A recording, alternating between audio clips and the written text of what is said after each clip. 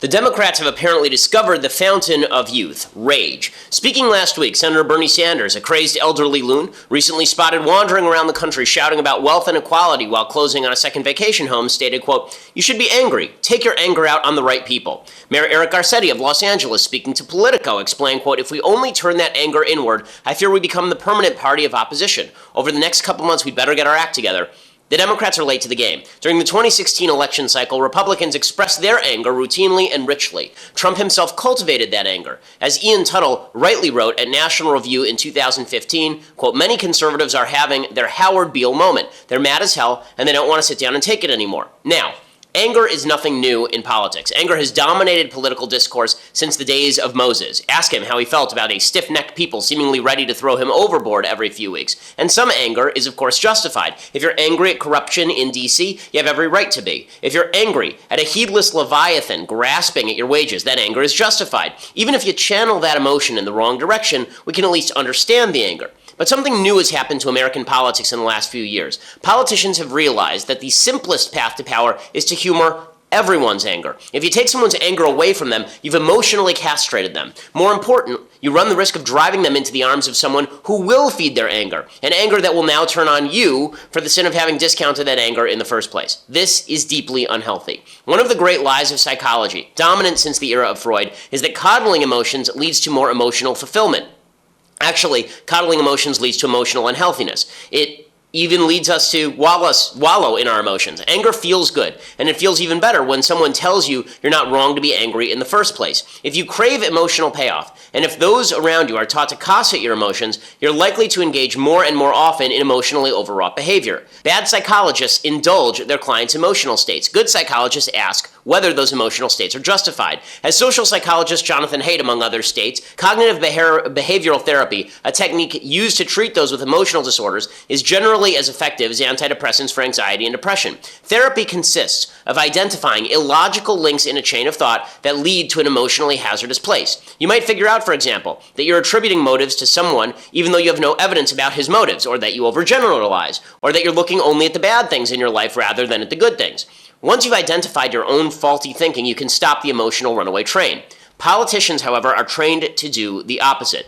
Politicians spend their lives seeking the favor of others. That means they find it wildly beneficial to nurse the emotions and the grievances of constituents. The customer is always right, of course. It means that if a constituent is angry, the best option isn't to help break the chain of emotional volatility, it's to channel that volatility into beating back enemies. If you wonder why generic congressional support is so low, but support for local incumbents is so high, this is why. Your local congressman hears you and understands you, but the faraway government, full of cronies and fools, simply doesn't. On a national level, such pandering has become endemic. It's why Hillary Clinton presided over the intersectional Olympics in 2016, in which voters must constantly be reassured that their anger at alleged victimhood isn't illegitimate, and why Trump spends an inordinate amount of time talking about Rust Belt voters who must be reassured that their anger at the system and China and Mexico is worthwhile.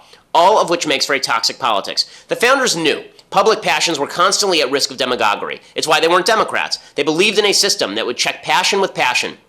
And they believed in a system in which each politician would be forced to answer to so many different factions, he would be fully incapable of satisfying all of them. In Federalist 10, Madison eloquently laid out the problem of demagoguery. His answer?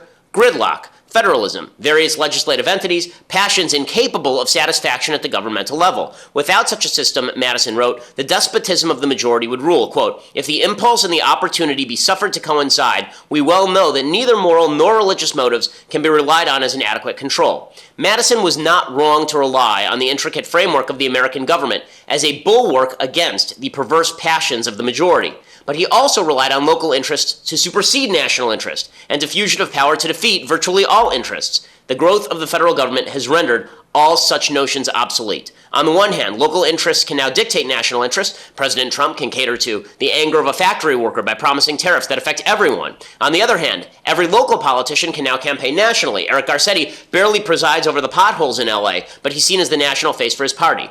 The result? A national pathology, and the only cure: Americans must get real. And that means, unfortunately, politicians have to be brave. They must tell voters when their anger is both misplaced and unearned. They must be willing to stand with truth rather than with the power of sympathy. If they don't, the anger that politicians have attempted to channel for their own ends will eventually burst loose in ways those politicians never anticipated. I'm Ben Shapiro. This is The Ben Shapiro Show. Okay, we're going to get to all of the latest with regard to this horrific shooting in Alexandria, Virginia today. For those who don't know, there was a apparent leftist psychopath who went and shot a bunch of members of Congress and their aides over at a baseball field in Alexandria, Virginia. They were practicing for a congressional softball charity game. It's the only nice thing in Washington, D.C., and it has to be ruined by a radical leftist who decided to murder people. We'll talk about all of that, the fallout from that, and what it means for free speech, and who gets to be blamed for all of this. And I want to be as clear on that as humanly possible. But before we get to any of that, I want to say thank you to our sponsors over at Blue Apron. So, Blue Apron is the #1 fresh ingredient and recipe delivery service in the country. Everyone in LA is using, everyone all over the country is using Blue Apron. The way that it works is that you go on, you register, and then they deliver to you the ingredients and the recipes, so you cook the meal at home. Totally fresh. If the ingredients aren't fresh, they make it right. And the recipes are just top-notch. It's all 5-star cuisine. Like upcoming meals: beef teriyaki stir-fry with sugar snap peas and lime rice, 3 cheese and baby broccoli stromboli with tomato and oregano dipping sauce. But you make it yourself, so it allows you time to bond with your family. You don't have to go out to a restaurant and pay lots of money for it. Instead, you just go over to Blue Apron, and they deliver to 99% of the continental U.S. and 99% of food deserts. Again, the way that this works is now you can spend under $10 per person for a delicious meal, so you no longer have to spend tons and tons of money in order to get a fantastic meal. Plus, again, the family that cooks together stays together. Check out this week's menu. Get your first 3 meals for free. By the way, the recipes always rotate. Get your first 3 meals for free with free shipping by going to blueapron.com/Shapiro. Use that /Shapiro. You get those first 3 meals free, so you can try it out. Really an amazing service. Again, that's blueapron.com/Shapiro. You'll love how good it feels and it tastes to create these incredible home-cooked meals with Blue Apron. Blueapron.com/Shapiro. It is indeed a better way to cook. Always fresh, always delicious. Okay, so let's jump right into the news. So obviously, what I have to say about political anger has some bearing on what just happened in Alexandria, Virginia. So here is what we now know. We know that the shooter, the alleged shooter, and I only say alleged for legal reasons, his name is James T. Hodgkinson. He's identified by the Washington Post, 66 years old. And here's what the Washington Post reports. They say the shooter at the GOP congressional baseball practice this morning is James T. Hodgkinson of Belleville, Illinois. According to law enforcement officials, Hodgkinson, 66, owns a home inspection business. His home inspection license expired in November 2016 and was not renewed, according to state records. He was charged in April 2006 with battery and aiding damage to a motor vehicle, so he's got a history of some violence as well. Here's some of the media coverage of the congressional baseball practice shootings, clip 19. So there were 2 bits of gunfire, and how long did they last? Pop, pop, pop, and it was returned, then another bunch. It went on for a while. I would say at least 4 to 5 minutes, starting and stopping. So it could have been someone was trying to catch the guy that was shooting at him, or he was beginning to take out everybody, my thinking was, in the YMCA. You said you ran right into the house. You felt concerned. Kind of elaborate on what was going through your mind. I'm sure your heart was racing. If you're in your yard mowing the lawn and there's shots up the street, you don't want to get shot just to mow your grass. Okay, so it's just horrifying. They say 50 to 60 shots were fired. Senator Rand Paul was there. He said if the police had not been there, there would have definitely been a massacre. Apparently, Capitol Police were there because Steve Scalise, who was shot, he's the House Majority Whip, he had brought some security with him, and the Capitol Police ended up shooting the guy and apparently killing him. This piece of crap, James Hodgkinson, is indeed dead. Here's Rand Paul talking about what it would have been. Circumstances as they played out in Alexandria right now. We are hearing more details from Mo Brooks, that Alabama Republican who was among those present today at that baseball practice. He said this morning in an interview of the shooter, he was going after elected officials. It sure as heck wasn't an accident. And Rand Paul, the Kentucky senator who was also there, said to have been warming up in a batting cage during this practice. He was just heaping praise on the Capitol Police, who he says happened to be there because the Majority Whip, Steve Scalise, was there. He said had they not been there, it would have been a massacre. This morning, Rand Paul and others are praising the police specifically for their bravery on this. Mo Brooks, as a congressman on the scene, he also described the shooting. And then there was another GOP representative who said that before the shooting, this guy, Hodgkinson, walked up to him and asked him if Democrats or Republicans were playing on the field. So, yes, there was political motivation. This would fall under the category of political terrorism. Here is a representative describing this murder or attempted murder, because I don't think anyone has died yet except for the shooter, asking whether it was Republicans or Democrats practicing on the field. What I'd like to talk to you is give you an overview of what took place. That we received a call of an active shooter, shots fired, 0709, 9 minutes after 7 this morning, here at the park on Monroe, Simpson Park. At that time, there was a practice team event with a baseball team of folks that were representing some folks on the Hill. We were there within 3 minutes. We do know that officers from the Office of Capitol Police, as well as 3 officers. Okay, so terrific response by Capitol Police. They get there within 3 to 5 minutes. Governor Terry McAuliffe, who is the governor of Virginia, he, of course, came out immediately with the Democratic talking points. Whenever there's a situation like this, the Democratic talking point is it must be the guns. Now, according to Rand Paul, if there's nobody there with a gun, then this guy just mows everybody down, and he can do it at his leisure. I mean, he's literally walking through a crowded area. There are kids there, and he's just killing people. Governor Terry McAuliffe, however, he says this is really just the result of too many guns. This is clip 23. Do you think anything more needs to do to protect politicians? Well, let me say this. I think we need to do more to protect all of our citizens. I have long advocated, this is not what today is about, but there are too many guns on the street. We lose 93 million Americans a day to gun violence. I mean, I've long talked about this.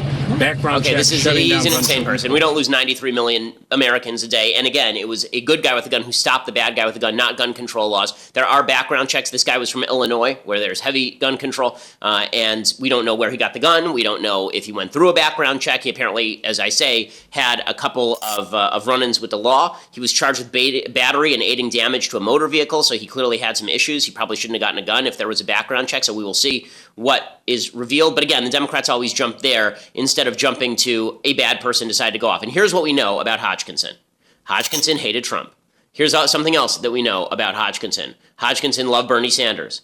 Okay, so we have all sorts of graphics from his Facebook page. His Facebook page, its key image is a picture of Bernie Sanders in the Uncle Sam outfit. He's got pages up that he's been tweeting, that he's been putting out on his Facebook page, talking about how corporations write bills and Congress is bribed until it becomes a law. Here's something that he just said, quote, I want to say, this was 2 days ago, I want to say, Mr. President, for being an a-hole, you are truly the biggest a-hole we have ever had in the Oval Office. Okay, same day, make America great again, resign. And then he puts out on Facebook a graphic that says, all in all, it's just another bleep in the wall picture of Trump with his hand against the Western Wall. It says, same day, Trump is guilty and should go to prison for treason. He has, on June 11th, please read and pass on. And there's a quote from Alternate. Stop fighting over who created the world and fight against the people who are destroying it.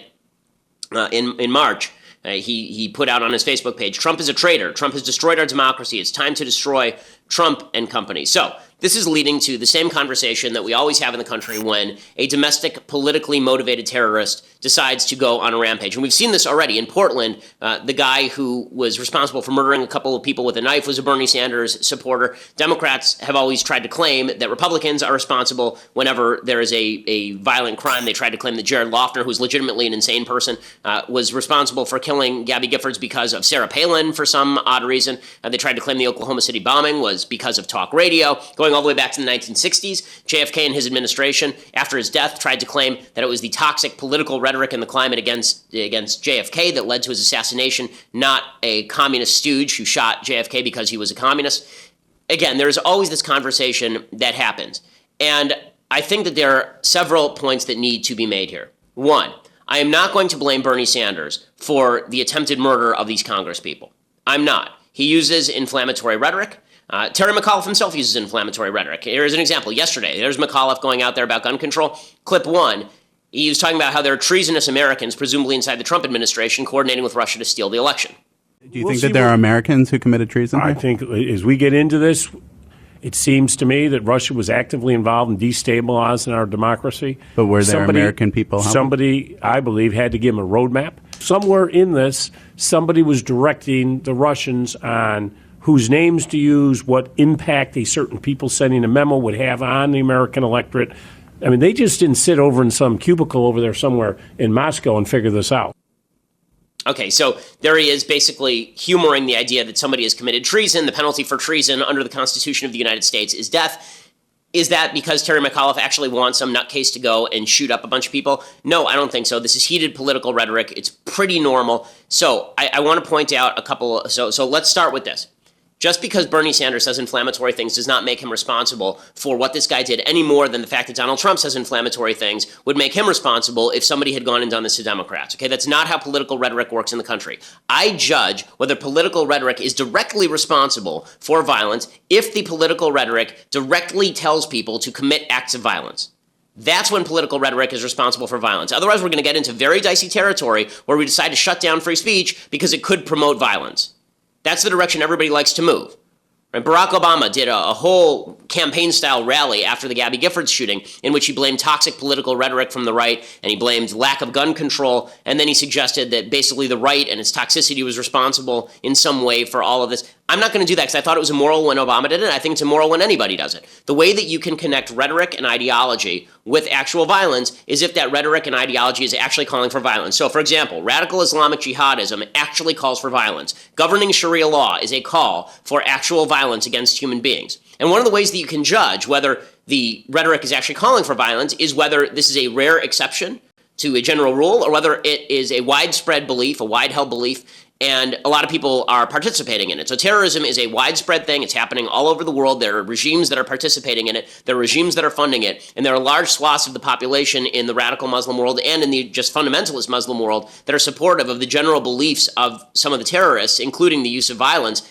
Okay, that is not the case here. I'm not seeing the upsurge from the left saying, I'm so glad that this guy went out and shot a bunch of Republican Congress people. So I'm not going to equate American leftists with jihadists. And just because the left does this to the right doesn't mean it's okay for us to do it. Just because the Southern Poverty Law Center tries to connect every act by a loon who once listened to Rush Limbaugh with Rush Limbaugh's views does not mean that I'm going to participate in the same thing because I think it's disgusting when they do it. So it'd be equally disgusting when we do it. And I want to talk about, though, I do want to talk about when rhetoric is responsible for creating a toxic climate and what that actually means generally. So I've talked about when rhetoric is directly responsible for violence. I'll talk about in a second when it's sort of indirectly responsible for creating a climate that creates more of these sort of isolated events. But before I do that, I want to say thank you to our sponsors over at Tracker. So if you lose your wallet, if you lose your phone, if you lose your keys, and if it happens all the time, this is why you need Tracker. I lose my wallet, phone, and keys all the time, or at least I did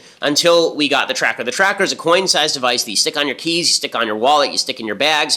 You can implement the program on your phone, and then you can use the Tracker app to find everything in seconds. And if you lose your phone, well, then you press the button on your Tracker device or even ask your Alexa, and the phone will start ringing even if it is on silent. Tracker has the largest crowd locate network in the world, so it can find your items even if they are miles away. Tracker.com is awesome. It's helped save my marriage because we lose stuff all the time. Right now, if you go to Tracker.com, TRACKR.com, and use that promo code Ben, you save 20% on any Tracker package. You can save 20% on any Tracker package when you go to Tracker.com and use that promo code Ben. As you can see, the devices are exactly the size of a quarter, and they are not only unobtrusive, they are highly, highly useful. So you never have to lose your stuff again. Tracker.com, and use that promo code Ben so that they know that we sent you. Okay, so I've talked a little bit about the idea that left rhetoric, Terry McAuliffe's rhetoric, Bernie Sanders' rhetoric, I'm not going to blame that rhetoric for this guy going out and doing this stuff. And by the way, I'm not going to blame even Kathy Griffin's rhetoric. I'm not going to say that Kathy Griffin is responsible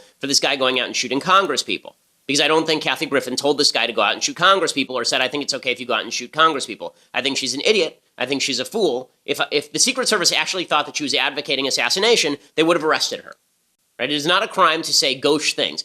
A lot of people today on the right are going to do the Shakespeare in the Park routine where Julius Caesar is played by Trump and assassinated, that this is what led to the events of today. I'm not going to do that because I think it's gross when the left does that. Yeah, I think that there can be a badly interpreted play. I think that there can be a play that I would think crosses some lines without saying that it is directly responsible for the violence. Now, it is true that as rhetoric and violent rhetoric escalates on both sides of the political aisle, and it's been ignored on the left by the media, the right is pointing it out with regard to Trump, and it is certainly true. The Kathy Griffin stuff, the Shakespeare in the Park stuff. A toxic political climate is not going to make rational people go out and shoot Congress people, but it is going to have an outsized impact on what we in the legal field call somebody with an eggshell skull, right? The idea that somebody is right on the verge, and now the climate has become so toxic that he's going to go nuts and start shooting people. The toxic political climate is indirectly responsible for this. So what does that suggest? It suggests everybody should ratchet this stuff down a little bit. We keep hearing the war rhetoric from the left. We keep hearing the treason, the resist rhetoric from the left. We keep hearing the war rhetoric from the right. And the response has been from people on both sides of the aisle to keep upping the ante. Well, if they use a tactic, why can't we use a tactic? If they use violent rhetoric, why can't we use violent rhetoric? If the SPLC, the Southern Poverty Law Center, blames the right every time something bad happens, why can't we do that too? Why can't we just keep making the rhetoric? Why can't we just keep making everything more and more and more toxic? Okay, listen, I am not shy when it comes to using rhetoric. If you've ever seen the show before, if you've ever seen any of my videos, I'm not shy about speaking what I believe to be the truth, and I'm not even shy about using harsh language. But when it comes to advocacy of political violence or giving the go-ahead to anything that remotely hints at political violence, that's where we all need to take a step back, not because it's going to lead to widespread battles in the streets, although we have seen some of that with Antifa, which actually is a violent terrorist group. Not only have we, but it's going to have an impact if the entire culture goes toxic. If the entire culture just becomes a war of all against all, then that doesn't mean it's going to turn into open warfare in the streets, but it does mean that more nutty people who are right on the brink are going to be pushed over the line into doing something truly awful and truly violent. So here's my recommendation. Everybody should take it down a notch. Try to decide whether your anger is justified before you vent your anger. Try to decide whether something is worth tweeting before you tweet it. Try to decide whether that Facebook post talking about how you wish Trump would just die already is worth doing if you're on the left. And if you're on the right, try not to respond by saying, I hope you die, right? Let's all just take it down a notch, because I don't think that either you or the guy you're posting with is going to go and shoot somebody, but I think that somebody who's reading might be impacted in outsized fashion. Now, I don't make decisions, and I don't think anybody needs to make decisions about their personal behavior based on the nutcase who could go nuts. But I also think it's kind of immoral to talk in these ways as a general rule. So I think that we should all take a step back in that sort of notion. And again, I'm not saying we shouldn't use harsh language. I mean, for goodness sake, I've signed books punched back twice as hard using the Obama rhetoric with regard to political battles. But that is not the same thing as openly advocating for violence against people on the other side of the aisle. Obviously, meaning things figuratively is not a good thing. And I think that people, including me, should maybe take a step back on all of this. And so in other words, instead of blaming Bernie Sanders, instead of blaming Donald Trump for people who are bad doing bad things, I think we should recognize it's a free country. People should say what they want to say, but people should also take care that maybe it's not a great thing if we decide to inject the toxicity of violence into our rhetoric at every available turn. And it's been just upped dramatically in recent years. Okay, so I now want to turn to more toxicity in our political culture. But you're going to have to go over to dailywire.com right now, because we're going to discuss the Sessions hearing, what actually happened yesterday in the Sessions hearing. Big nothing burger. We're going to talk about why the Democrats were over their skis on it. But you have to go to dailywire.com and subscribe right now if you want that. Dailywire.com. $8 a month gets you a subscription to dailywire.com. You can be part of the mailbag, which we'll be doing on Friday. If you have questions, by the way, for my pops, my dad is going to be stopping by, and we're going to talk about our brand new book. And if you have questions for him about me, about anything else, then send us those questions. We will do a mailbag with my father on Friday, so you can subscribe for that. Or if you want an annual subscription, you get a free signed copy of that book that I wrote with my dad, Say It So, all about the 2005 White Sox baseball season and fathers and sons in baseball. It's a really fun book, great Father's Day gift, and I will sign it for you so you get it for free. And that's if you get an annual subscription. If you just want to listen later, go over to iTunes or SoundCloud and make sure that you leave us a review and subscribe. We always appreciate it. We are the largest conservative podcast in the nation.